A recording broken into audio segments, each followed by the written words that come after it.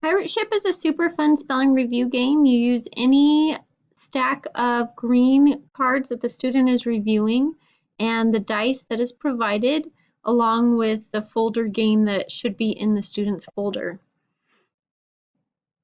There is directions on the back of the folder, so you should figure out how to play, but I'm just going to talk you through it for a little bit.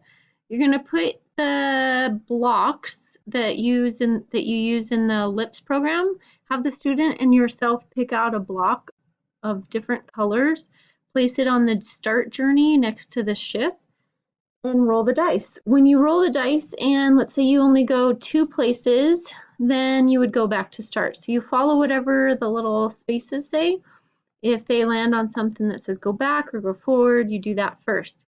Once you end on a spot, you have to spell a word. So if I'm spelling the word, the student pulls a card and reads it to me, and I spell it. If I spell it correctly, then I move forward 1 space. If, however, I get it wrong, I just stay where I am.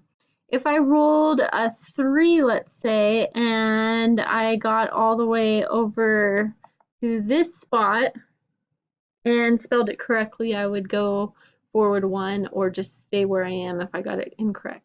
Then it would be the student's turn, and they would roll. Maybe they got 6, and if they got the word correct, they do not see the word, but they dictated the word by me.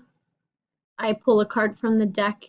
Usually I have the cards face down, and when they spell it correctly, they can move forward, or if they don't, they go just stay where they're at.